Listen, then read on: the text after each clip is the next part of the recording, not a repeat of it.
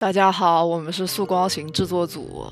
1个月前，我花了1个小时更新了一个进度汇报，然后制作人说：“好，原来做一个视频只需要1个小时，那你以后周更吧。”我说：“不对不对。”他说：“哎，对的对的。”然后我说：“每周更新，我们也没有办法做出内容夯实的视频啊，生产力跟不上的。”然后最后呢，就讨价还价到了月更，所以1个月之后呢，就有了这个股东大会第2期。这次汇报主要和大家分享一下我们最新做的 BOSS 执行者7，也就是主角执行者10的同事。7的音效呢，目前还没有时装，然后特效也还在调整，所以我们先就看一下他的技能。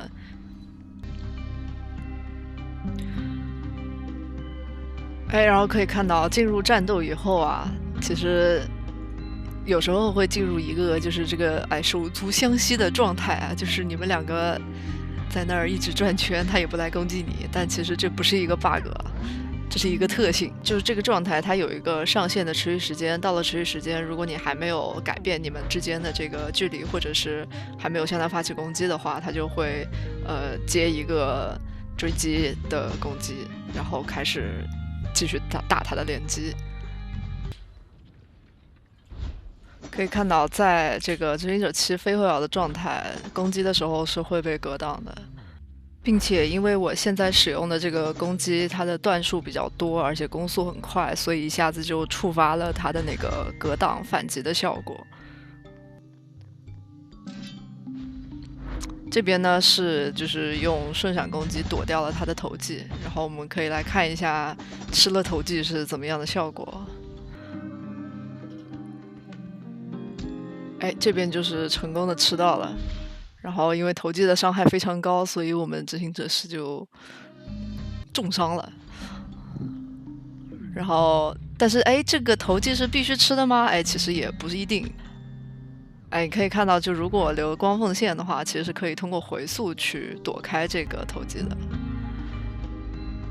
然后当然也有别的反面教材，就是在回速的过程中，在这个投技的判定范围附近离开了回速，然后就会刚好被手抓住。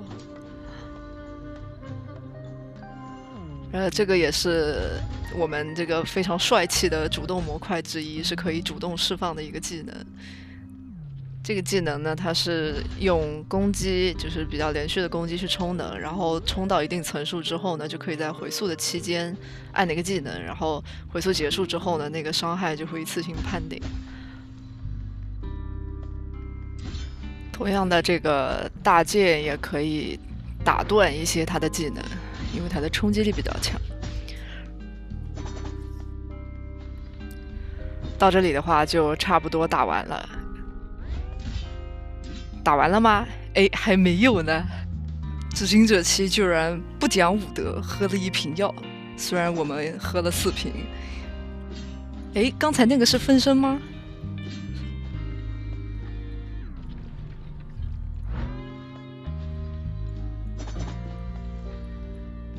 居然真的是分身！天哪，他居然自己滚走，然后留分身踢了我一脚。居然还有2个分身，简直是太炫酷了。这个分身呢，就是执行者7 2阶段的一个主要的特色。看这边又被踢了一脚，防不胜防啊。然后同时你也可以用飞刀去标记执行者7，然后就飞到他的身后偷他一刀。飞刀在选中目标，就是然后你在释放第2段瞬移到他身后的时候，这个是免疫他的格挡的，是一个非常好用的技能。喝药的这个后摇也被我们改善了，现在在喝药的后摇里面呢，可以使用回速或者是冲刺去打断他的后摇。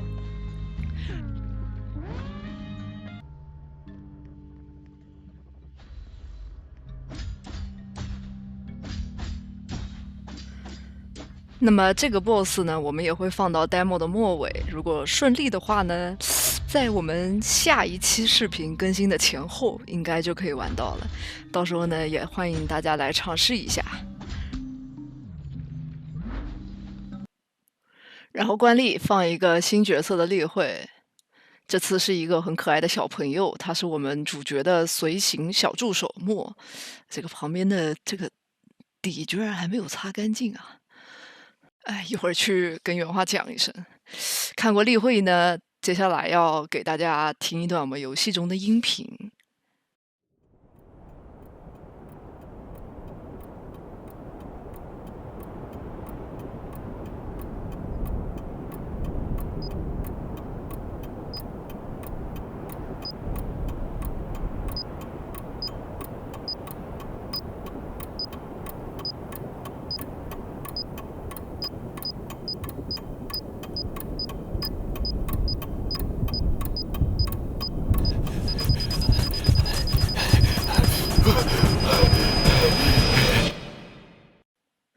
这段录音呢，是在某个关卡开始之前播放的，象征着这个竞演的主人最深层的恐惧或者说是执念。主角作为执行者呢，工作就是进入这些人的梦魇，然后消除他们的执念。那么这个关卡最终诉说了怎样的一段故事呢？这就要请大家拭目以待了。转眼间又到了这个视频的尾声啊，这个月，哎，平均每天又比上个月多干了1个小时。感觉假以时日应该就可以变成真正的007了，还是很值得期待的。那么这次决定做一系列规律更新的视频呢，除了想让一直在等待速光行发售的玩家们知道我们大致的进度，分享我们的开发故事以外，其实也有一部分的原因是因为我们真的需要通过一些宣发的渠道来增长我们的愿望单了。愿望单对于游戏开发者来说是一个非常重要的指标，然后也对游戏最终上线之后的销量有非常重要的影响。但是由于各种原因啊，速光行的愿望单情况其实并不是很理想。制作人天天看着愿望单发愁，然后投资啊更是看到愿望单转身就走，没有夸张的成分。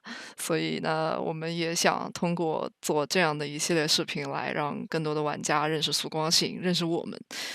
在视频的最后，如果大家对速光行感兴趣的话，或者是想要支持我们的话，希望大家去 Steam 把速光行加入你们的愿望单，真的非常感谢。